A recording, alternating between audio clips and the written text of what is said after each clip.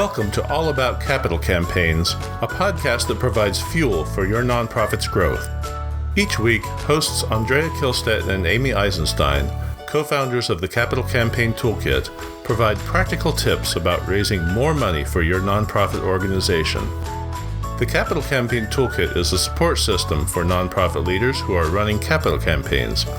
At capitalcampaigntoolkit.com, you can download a step-by-step guide for your capital campaign and get many other free resources.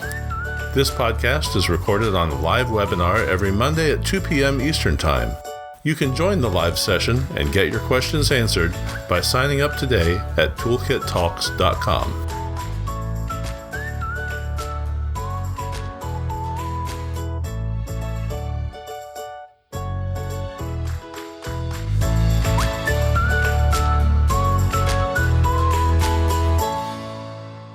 So we are doing something special today, and I'll tell you why in a minute.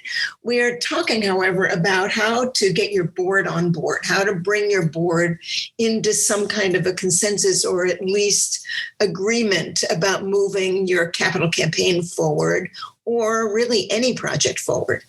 And the reason we're doing that, because it is a good topic, it's an important topic, but the real reason we're doing that is that our friend and colleague, Simone Joyaux, whom we have mentioned before on this webinar, passed away last week. And we have been thinking a lot about her. We have been rereading her book, which I've mentioned before, Firing Lousy Board Members and Helping the Others Succeed.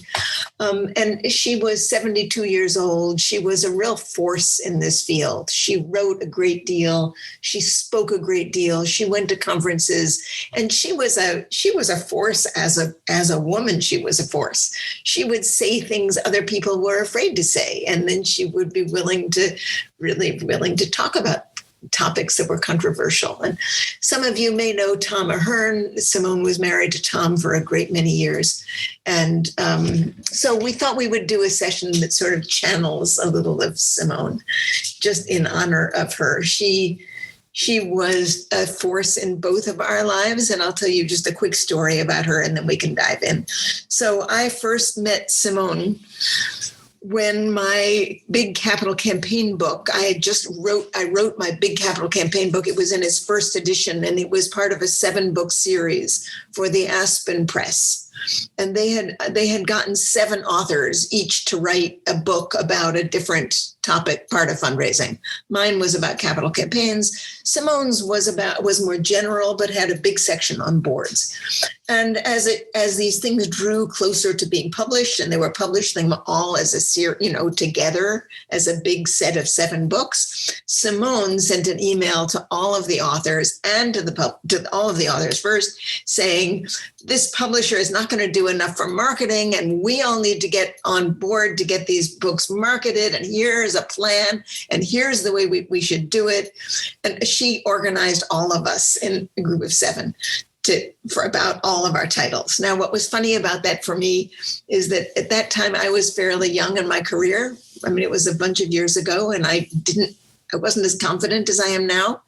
And all I wanted to do was to hide my head and my book under a pillow and hope that no one saw that I didn't know what I was really talking about.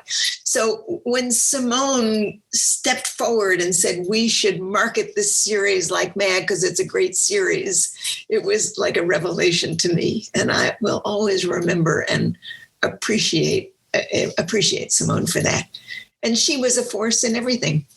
She somehow never was plagued by the anxieties and fears that many of us are plagued with now and again, or she didn't seem to be anyway. I don't think that's true, Andrea.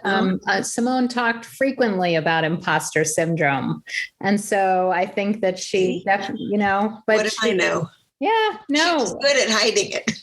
Well, yes, she was a force of nature, that's for sure. So if you have a memory about Simone, right, do feel free to share it in the chat. We would love to honor her memory by introducing more people to her work and to just remember her. And today's session is dedicated to her because we're going to talk about getting your board on board, Boards were really important to Simone and a huge part of her work and her life. She served on many, many boards. But Andrea's book that she was just referencing, I posted in the chat. So if you're looking for capital campaigns, strategies that work, now in its 4th edition, you can find it on Amazon. And I just posted a ridiculously long link that should bring you to Andrea's book.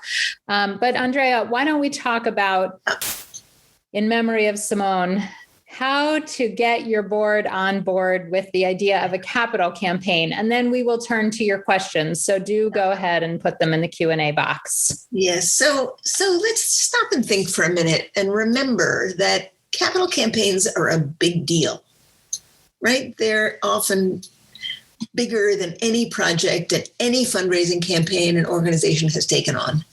And that's particularly true for small and mid-sized organizations, right? For universities, there's a different frame, but for small and mid-sized organizations that may never have even thought of raising $5 or $10 million, that's a big lift. And chances are the boards in organizations like that have never been involved in a project that has raised that much money. So you can understand that there is a fair amount of anxiety that comes along with that, right? And that board members, if they're paying attention, know full well that if the campaign does not succeed, if somehow it falls off the deep end, guess who's going to be left holding the bag? Right? The board is going to be left holding the bag. So it's no wonder that boards tiptoe their way into campaigns and sometimes get quieter and quieter as talk of the campaign happens. And I think it's incredibly important that if you are moving into an organization and your board is moving into an organization, into a campaign, that you think carefully about the things you can do to make your board more comfortable and understand, first of all, understand what they're in for. And second of all, help them build their sense of commitment and approval of the campaign step by step, not just going from one meeting to the next. Let me start at the beginning and then I'll get Amy to give a suggestion, but I would start with this, that many organizations move into a campaign from a pretty robust strategic or long-range planning process. And if you are heading for a campaign, which is likely, you will want to do as good a job as you can of involving your board members in that process. You will not want that planning process to be largely a staff-driven process, right? You're going to want to take the time, the effort, the energy to actually include board members in those discussions so that by the time you get to recommendations about what the organization is going to do next that is going to require a campaign, the board is already behind that. Right? You don't want to just weave them in at the end. Well, here's our plan. We're just going to grow. And, now board members approve this. You really want to think carefully about creating enough opportunity for board members to be in really robust conversations about the future of the organization. And that's a start, right? Sounds like kind of an early start, but believe me, it starts there. What do you recommend, Amy? I think one of the things, since we're on the topic of remembering Simone, that she really drills into her conversations and her board experience is the important difference between the board as a whole and individual board members.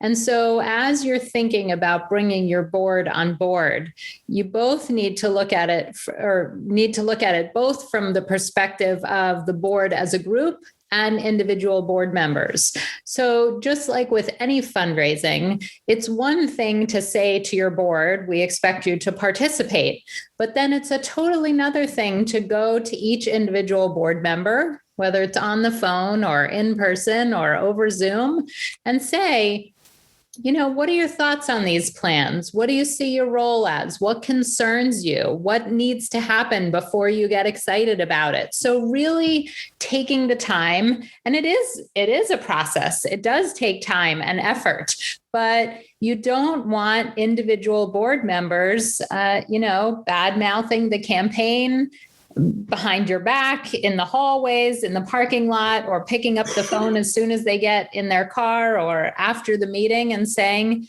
this is not a good plan. And you haven't even taken the time to sit down with them and say, What are your thoughts? What would make you excited about this? What would get you on board? And really taking the time to listen to each board member individually, in addition to the group as a whole. So I want to pick up on what Amy's just said, because I think we don't think enough about what it feels like to be a board member.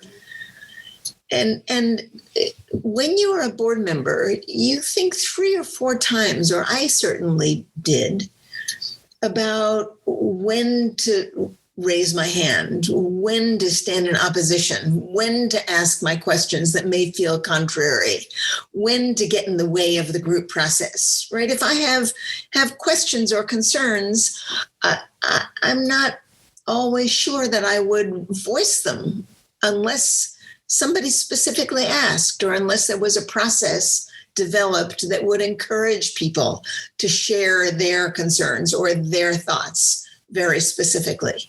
So just because people sit quietly at the board, around a board table or around a board Zoom meeting, you can't assume that they are feeling great about it, right? You have to assume that they're not sure whether it's a good idea to voice their concerns or dissents because they don't want to be seen as a naysayer. So when Amy talks about talking to individual board members, it's incredibly important. And the bigger and riskier and scarier the project is, the more important it is to do that. You'll learn a huge amount by doing it. Yeah, I think right along those lines, we have to remember, mob mentality. Right? So if the loudest person in your boardroom is either pro or con, it's hard for people to speak up in opposition or in favor of whatever it is that the loudest person in the boardroom is speaking about. And so just because one person says it first and loudly, it sort of has the effect of discouraging people often from speaking up. And so being creative in terms of how you call on different people, or making sure that everybody has the opportunity to speak or share in some way, individually and as a group, is critical, I think, for getting your board on board for success. All right. So let me just bring up another topic here, and then we'll switch over to some of the questions we have. The other topic is, you have to remember that probably a large percent of your board members have never been through a campaign from stem to stern, from beginning to end. And for at least some of them, what they think a campaign is creating a fancy brochure and sending it out, right? That's probably what they think. You should sooner rather than later, find ways to educate them about what a capital campaign really is. And there are numerous ways to do that. You can hire a firm, you can hire a capital campaign toolkit to do it, or another firm. You can bring people in, executive directors or development directors from other organizations in your community that have completed campaigns in to talk to your board, right? But don't just take for granted that the board members know what they're doing. The chances are much better that they don't. And even if people on your board have been involved in a campaign, it may well have been a university campaign, and they may have worked on their alumni class giving for that year, right? It may have been a little piece of a campaign where they were asked to go and solicit 5 people. But do they understand the whole shape of a campaign? No, probably not.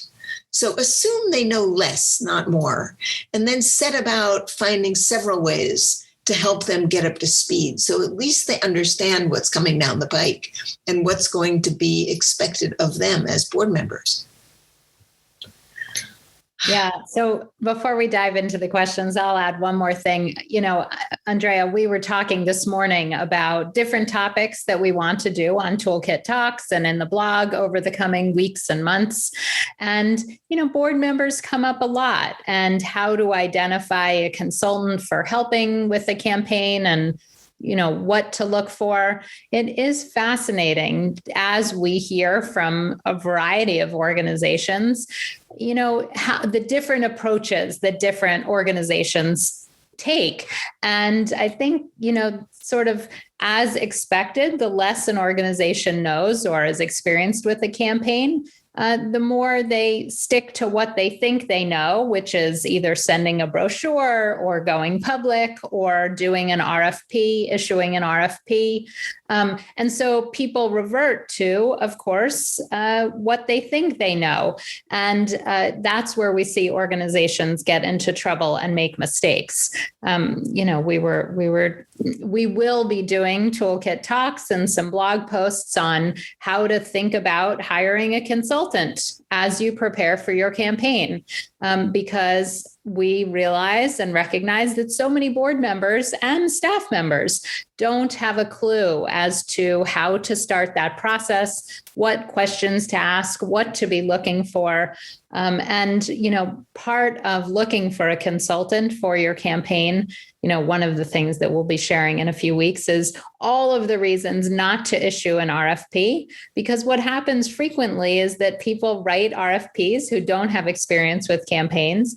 And so they're looking for the wrong things. And instead, you should ask campaign consultants for interviews. And that's next week's topic. All right, next week's topic. I'm getting carried away. You're getting ahead of yourself. All right, we'll talk about it. Ahead of ourselves. Let's go. So okay. Let me suggest that everyone take a look in the chat at Amy Shower's terrific chat here about what she did to educate her board and how successful it was. And I think it's terrific, Amy, to use that fundraising cycle as a way to give people specific things on your board. Right. Specific. But we're going to read it for the people listening on the podcast, yes. Andrea. So yes. Amy says, we recently did board education where we identified the pieces of the fundraising cycle and then gave examples of how they could help with identification, cultivation, solicitation, and acknowledgement, engage, and steward. After we did this, more than half the members contacted me. This is Amy who's writing, to make a personal thank you calls to donors who had given to the most recent appeal. Once they had very specific things they could help with, they stepped up. And this can be translated into a campaign too. Help them understand where you need them. Yeah. I think it's such a good point, but we do need to read those for people who are listening later and not seeing this live. Yes. So when Miriam says that most board members have mostly been quiet about her capital campaign, it's the first campaign for them, for her CEO and for her. There are 2 new board members who joined in the past month. It'll be interesting to see how the dynamics change. So it is to at your peril to assume that quiet is good, right? Quiet is generally not good. And the way you can encourage people to talk more is to structure the meeting in a way that everyone is asked to speak about a specific topic, about their concerns, about their excitement, about questions they have, right? So don't let that go unattended to. Right? Find ways to work with your board chair or who's ever running that meeting to give people permission and time to speak, as you have to train them to do that. All right. So 2 things. One is don't confuse what Miriam's suggesting about quiet board members early on in the campaign process with a quiet phase. We're talking about 2 different things here. We're talking about board members who are not willing to speak up early on in the planning process and share their thoughts. The other thing is I would be very, very careful to ask for concerns and objectives in a group setting at your board meeting.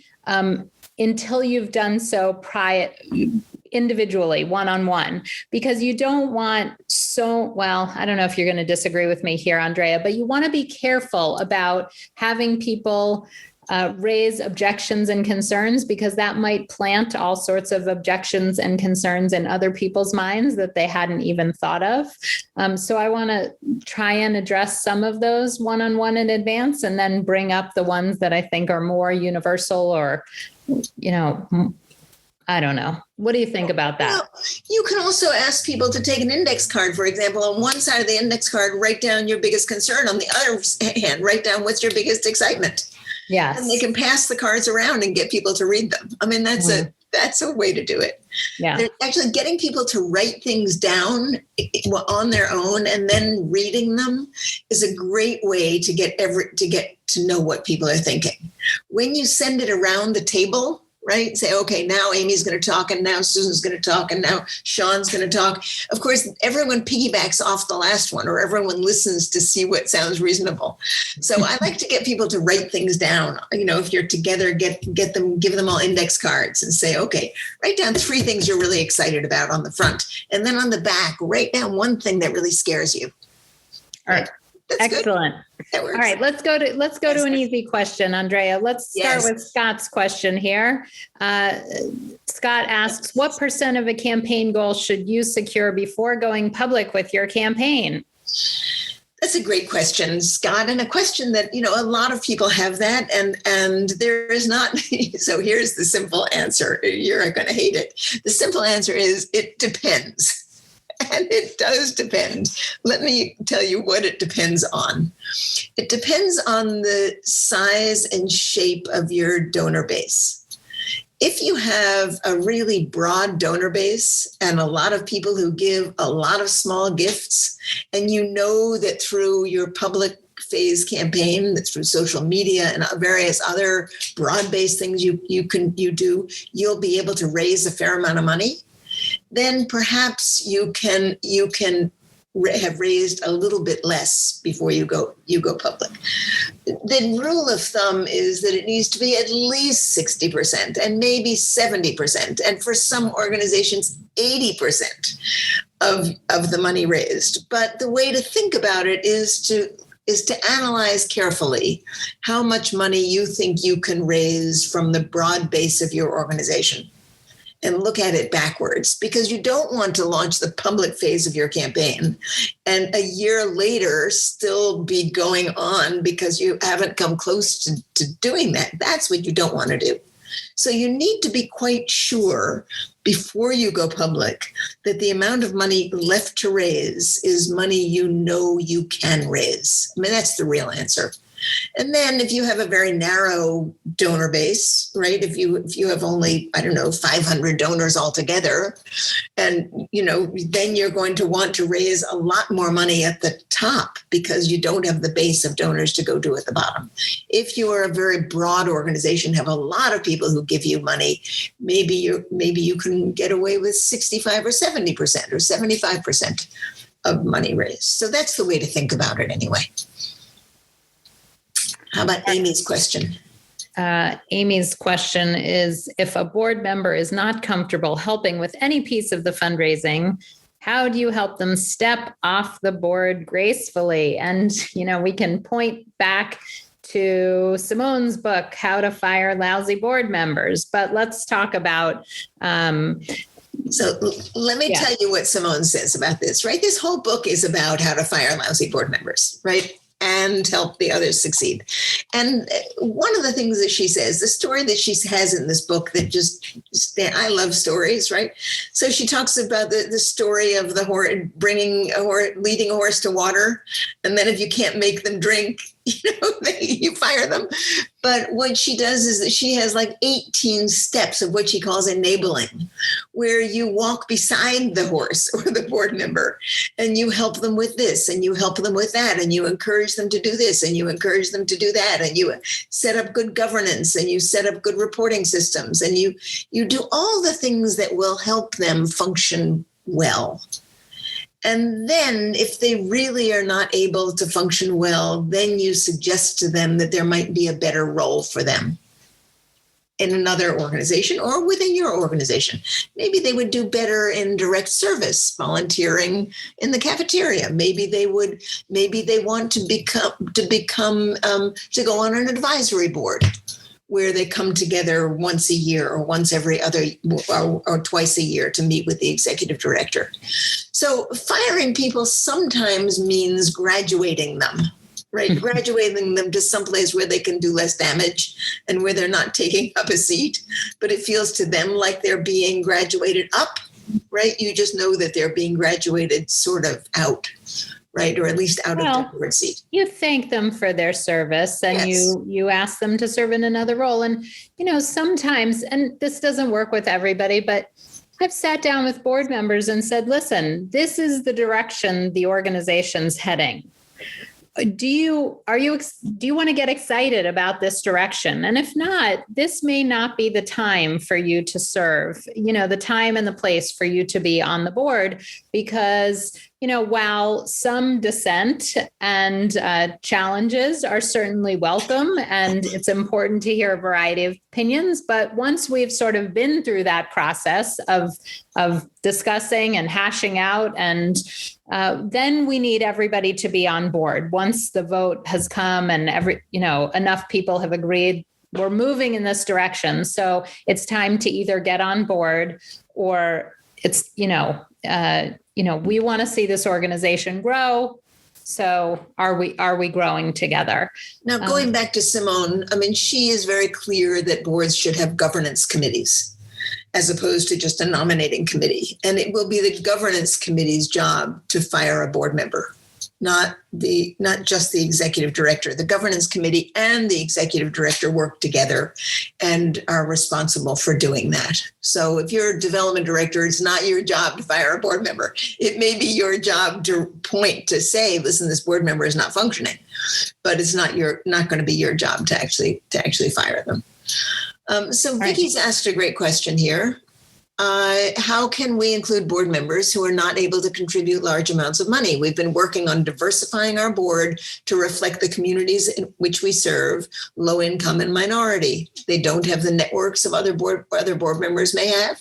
However, we don't want to alienate them and created them us culture.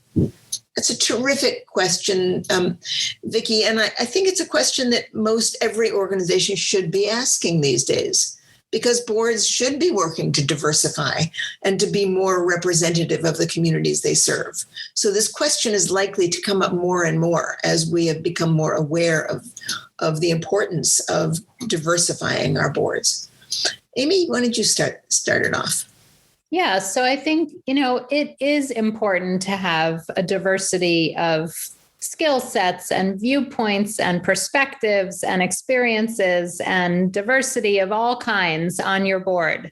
And so that means that some people are able to contribute, as you said, Vicki, large amounts of money. And honestly, the vast majority of board members aren't able to contribute what you might consider, what would be in your top 10 campaign gifts, right? So generally, a board will have one or two or three, maybe a handful of people that do and are able to contribute the leadership level gifts, but everybody else is on board financially in terms of a gift that they're able to make, and it might be $10 or $50 or $100. But to me, it's critical that everybody make a significant and meaningful gift to them and be on board sort of with their actions and their words and their advocacy. So everybody's going to have a different role on your board. And so that's where you can recruit a campaign committee that's on the side of your board that is able to contribute more of a bigger percentage of those larger campaign gifts. And that's actually a tried and true strategy, right? It really does work. You don't need a money board to have a capital campaign. Right. What you do in a capital campaign is you create a sort of a campaign steering committee or other committees where you pull in people from the community who are philanthropic leaders just for the purposes of that campaign. And you might mix it up with some other people as well. But chances are good that some of the philanthropic leaders in your community wouldn't want to serve on your board, but they may well want to help you take a big jump forward with your capital campaign.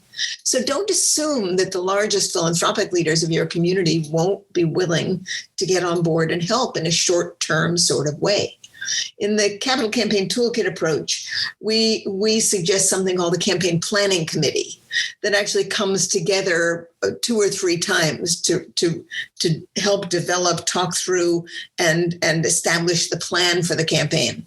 And because it's a very short-term commitment, you often can get some very wealthy people or philanthropic leaders to serve in that capacity, to have their names will be connected with the campaign, but they won't have to come to meetings every week or every month or even every 3 months.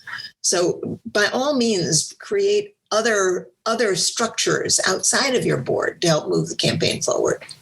All right. I want to go back. I don't want to skip over, and I'm going to slaughter this name, and I apologize in advance, but Bala has asked a question about an orphanage that they're starting and thinking about what a campaign looks like and how you even think about starting a campaign. So as Andrea has mentioned, and we've talked about, certainly, often campaigns come from a strategic planning process. So sitting down with the people that are closest to your organization, generally your board, your key staff members, and saying, what does the future of this organization look like? And how do we get started? There are a few sort of founding principles or guiding principles that we think of that everybody needs when they're kicking off a campaign. One is campaign objectives. What do you want to raise money for? So in this case, it's very clear, right? Your community needs an orphanage. And so what does that entail? Is it a building? Do you have a structure? What kind of staffing and resources, what kind of programming needs go along with that kind of thing? So really thinking through your project and program and what are the campaign objectives? What are you raising money for? The second thing, of course, is how much will that cost? So figuring out what does that cost in your community to put a program like that together? And then the third thing would be the case for support, which is why people give.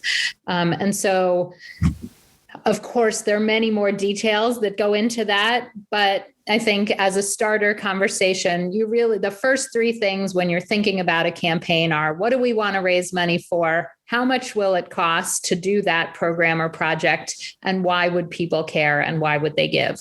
And then, of course, moving forward from there. But those are the fundamentals. That's a great starting place. So Miriam Pereira would like to know who should be having these one-on-one conversations with each board member about their concerns over a capital campaign. The CEO or the development director or someone else? Who would you point to, Amy? Yeah. So, of course, the common refrain, that we keep giving, Andrea, is it depends. So it depends on the personalities and the styles and the characteristics and qualities of your board members and your executive director or CEO. So to me, if you have a competent and capable and willing board chair, then ideally you want the board chair or the board president, whatever you call them, the head of the board at your organization, to have these conversations. Often it's the executive director and the board chair together. Sometimes things get in the way, like time, resources, personality. And so, I always say that there's a long distance between sort of best practices and in theory, what should happen, and then to the other end of this spectrum, which is reality at so many of our organizations, where the board chair is either unwilling or unable to have those conversations, or the executive director is unable or unwilling to have those conversations. But to me, it's one or two key board members or a key board member alongside the executive director should be sitting down and having those conversations with each board member. Here's another approach to that. If you have a fairly big board, you could actually put together a small committee, a small ad hoc committee, which would be a campaign pre-planning committee or something. And it can be the job of the people on that committee to go and talk to all the other board members and then bring back the results right into some kind of a report. So there are many ways to do that, depending on the size and shape of your board and the people you have. But I would certainly consider that as one option, along with what Amy has outlined. All right. What are we going to do next, Amy? Karen, I didn't read it yet, so hopefully it's a good question. Karen, how can an executive director get fundraising momentum towards a goal with a very small staff, small board, and a board that does not have a development committee? So to me, not having a development committee is no problem at all. Honestly, I think that the whole board, especially a smaller board or a startup board, should be treated as the development committee. Because what happens when you create that development committee is the rest of the board goes, we don't have to fundraise. And we don't want the rest of the board to think that way. And so just treat your entire board as the development committee for as long as you need to until it really makes sense to break off a development committee. So I don't have any problem with that. I think that, getting fundraising momentum is hard. And fundraising is hard. If it was easy, everybody would be doing it, right? And we wouldn't be having these toolkit talks week after week after week.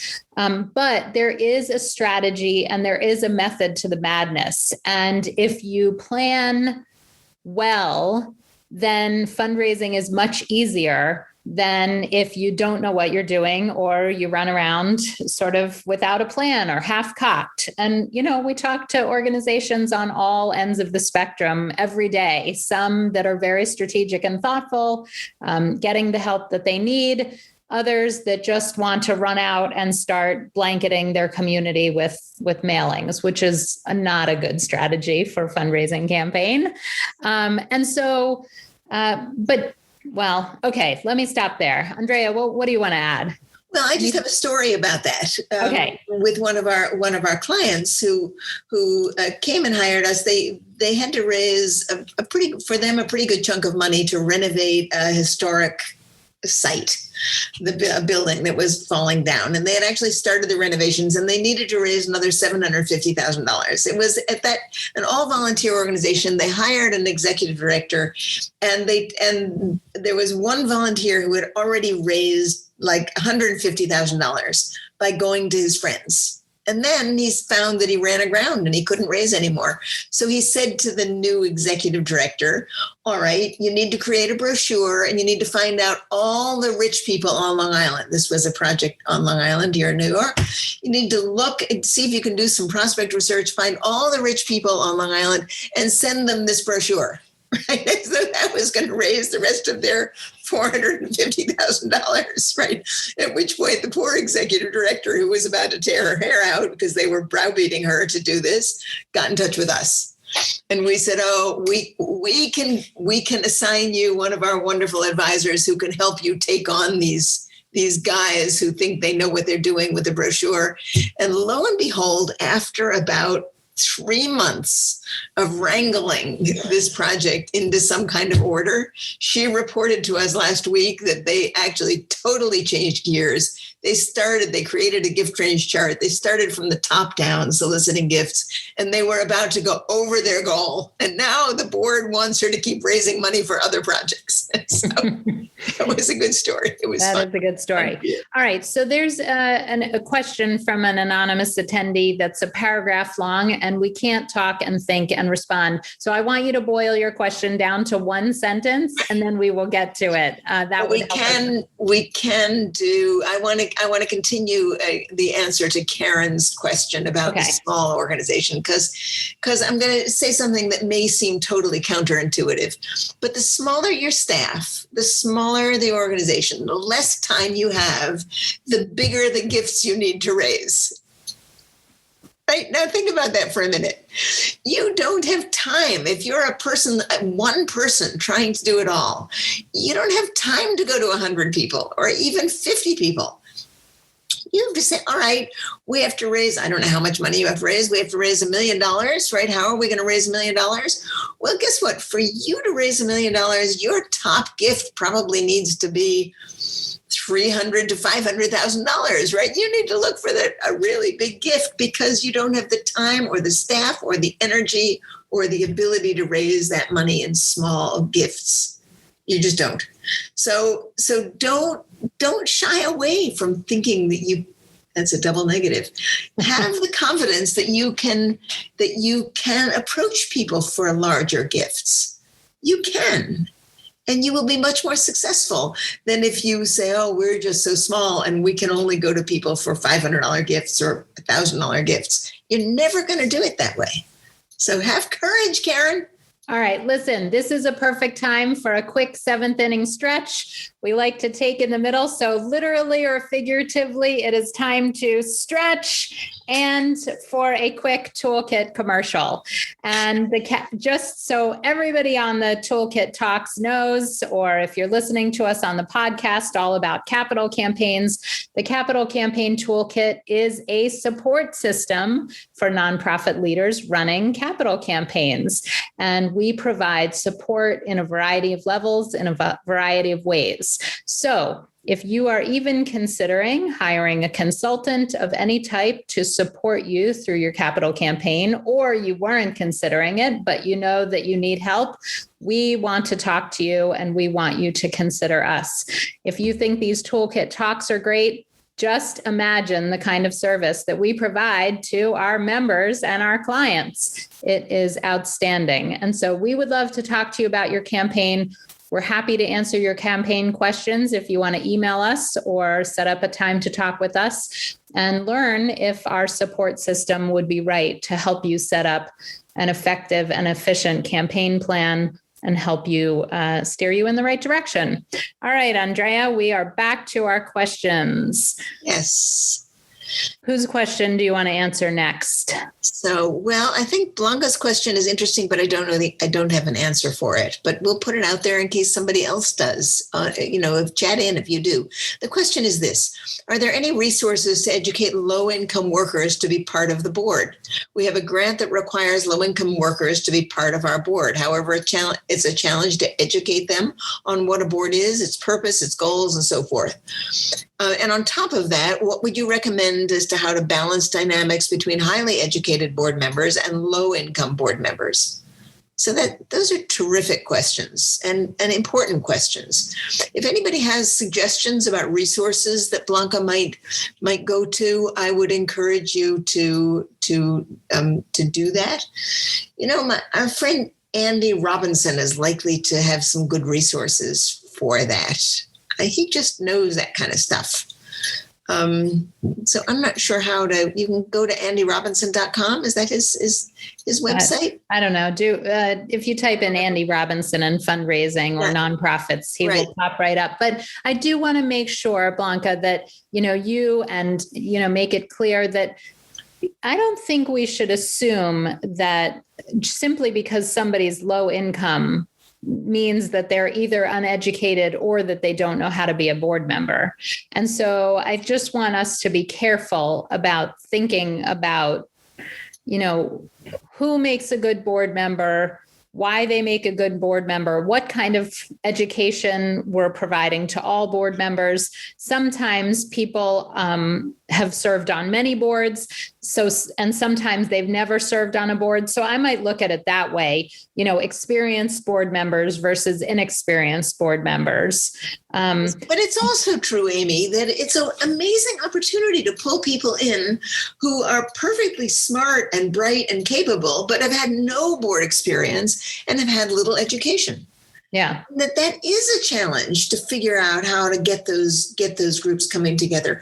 I guess that the thing that I would think about is to find a way to be very open about what it is you're doing, right? Not to pretend that there's not a difference.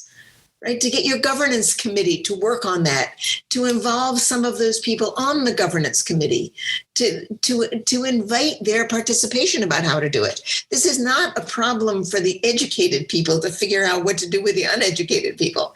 It's a problem of everyone to say, how can we work together to use the various things that we know?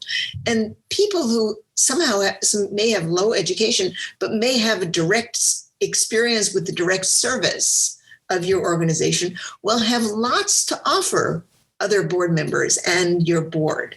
So take it on as a project. All right.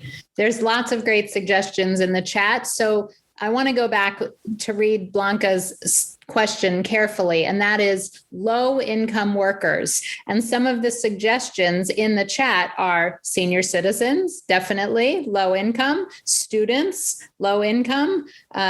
Somebody else suggested going to your local unions. You may find, hardworking people in the community who are interested in getting involved.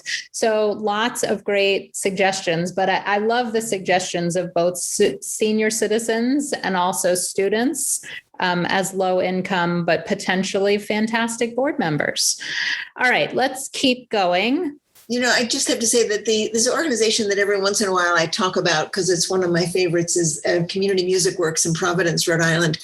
And it's a music organization that serves children and families of color largely, who often don't have many means. And they give them free music lessons and a whole bunch of other things. And they do the most remarkable job of building their board in a way that reflects their entire community. They bring in alumni who have gone through the program. They bring in parents. They bring in community members. And those board meetings, which I sit in on now and again, and committee meetings are quite magical, actually. They're not awkward. They're quite magical because the question of diversifying the board for that organization is so embedded in the mission of the organization. So everyone has come to expect it and to be comfortable with it. And it makes it interesting that, someone said to me recently, well, where do you think the diversity initiative should reside in an organization? Should it reside in HR, right? In the human resources? Right? And which is the way many people address these issues. Okay, we better hire people of color. We better hire people of, from different parts of the society. Or should it reside in the mission, in the articulation of the mission of the organization? The more deeply you embed it in your organization, the less difficult it will be to mix up things at every level of your organization. So, okay. Right. Have we gotten to our anonymous attendees question yet, Amy? Yes. Well, so the question that I'm looking at says, how important is it to develop? There are several anonymous attendee questions, so I don't know who. The question is, are they all the same anonymous attendee? Yeah. All right. How important is it to develop a compelling story for a capital campaign? And should a consultant be hired to assist in developing one? Yes. So yes. Stories are important, right? The case for support is important. Those things all matter. And we do not encourage you just to hire someone on the outside to develop that. In helping to understand and come up with the stories and how you talk about them, that's a wonderful opportunity to bring people from your board and other committees into discussing them. You may want eventually to hire someone who's a really good writer, right? To put the material that your committee members and your board and your staff have come up with in good order, so that they're written well. But don't think you can just hire someone on the outside, or that you should just hire someone on the outside. You lose that wonderful opportunity to get people talking about, well, what really are the stories about our organization? What really is compelling about what we want to be doing? So start inside. And then when you're ready and you think you know what the stories are and what the ideas are, then you can hire a writer if you don't have someone good to do that on the inside. All right. Somebody else is asking, my president is eager to hire a new fundraising staff member who would serve as both the annual fund director and the comprehensive campaign manager. I've never encountered such a person and found that the two are distinctly different skill sets. Have you ever encountered such a position? I'm curious in the chat if people want to say, what they're responsible for or what their responsibilities cover. In our experience, we work with development directors all the time who are responsible for annual funds and the campaign. We do encourage organizations to consider hiring an additional person when they are launching a campaign, but that person might be providing administrative support. That person might be doing more grant writing or event planning or other roles at the organization. Generally, an organization does need to staff up, but it is often the development director who's running the annual fund and the campaign at the same time. sure, it would be great to have two distinct roles, and certainly larger organizations do. But let's hear from the chat about what roles you play and how you've hired. So let me jump down to this question, Amy. We're considering adding an annual gift option in our potential next $1 million campaign down the road. We have a small donor base, but building a plan to expand that. The board is wondering if we open up to accept annual gifts as an option for the new donors who aren't confident in the larger capital campaign, will that take away from our capital campaign? So, I actually have strong feelings about that, and they're based on this concept that there are two kinds of fundraising. There are two kinds of gifts. One kind of gift is what I think of as recurring gifts. That's annual fundraising, where donors get in the habit of giving you relatively smaller gifts year in, year out. You develop a habit of giving. Your donors develop a habit of giving for that, and they make the gift they calibrate the gift because they know they're likely going to give it year after year after year. So someone who could give you $100,000 in a capital campaign may be giving you $500 a year or $100 a year in their annual fundraising, because they are recurring gifts. And then when you raise money for a campaign, you go to the same donors and you ask them for special gifts that are once and done, that are over and above what they give in annual fundraising. So if I were you, I would encourage you to get right on going by creating an annual fund, right? Get it going like clockwork, right? You have 2 asks a year, perhaps, or however you want to structure that, but it becomes a regular thing on your calendar where you're inviting people to help to give to your organization regularly. And then when you do a capital campaign, you go back to those very same people. You say, on top of what you're giving now, we hope you will give a special gift to accomplish X, Y, and Z. And I would make that distinction quite clear. I find that donors really appreciate it. For many donors, and I suspect for many of you this is true, you give differently when you think to give an annual gift than you do when someone asks you for a larger capital gift. Right? One is likely to be what we call a checkbook gift. Right? You give out of whatever your current income is. They're fairly easy gifts. But when someone comes and asks you to do a 3-year pledge to give $10,000 or, something or much more than that, you're not going to do that out of your checkbook. You're going to think differently about that. And I think when you consider your fundraising, you should think about your capital campaign and your annual fund from that perspective. Excellent. All right. We're running towards the end here. Let me read Matilda's question and let people in the chat answer it, and then we'll share some final words. But it's a process question. She says, for really small or medium-sized fundraising teams, what systems do you recommend to save time and keeping track of prospecting, contacts with donors, spreadsheets, CRMs, and what should we spend I think on them, but so in the chat, go ahead. If you have time saving tips and systems and CRMs, what do you love? I might read some of them, but let's wrap up maybe with some additional thoughts on Simone or some board, any final words of wisdom for our board. I saw somebody earlier quote Simone with something lovely. Oh, there is no minor gift. So somebody's sharing, that's a quote of Simone's. I'm going to take your word for it that is true. There is no minor gift. Every gift is meaningful. And, I truly believe that there is no minor gift. The question is everybody participating fully to the ability that they can? And are they, on board emotionally, mentally, physically? Are they excited about your campaign, about your organization? Are they talking about it? So, Andrea, final words? I see Susan has suggested something called Donor Snap, which I'm not familiar with. We have a relationship with Bloomerang, which generally gets very, very good ratings from people. There are a lot of different kinds of different kinds of CRMs and systems for you to be looking at. Don't be overwhelmed. The challenge with most of these large organizations like Razor's Edge is that most people don't learn to use even a tenth of it.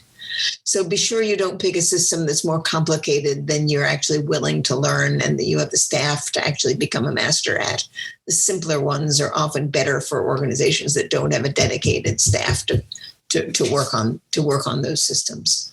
All right. So if we didn't get to your question, Patricia, I see we didn't get to your question. Do feel free to email us or pick up the phone.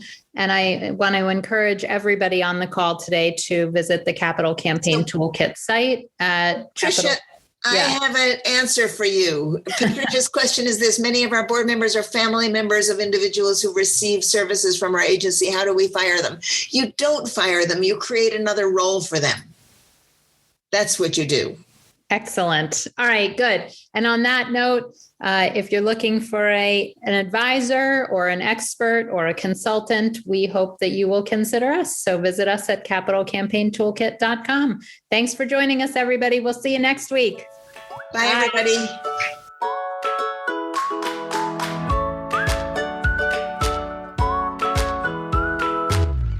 Thanks for joining Amy and Andrea for today's All About Capital Campaigns. To learn more about them and their work together, go to capitalcampaigntoolkit.com.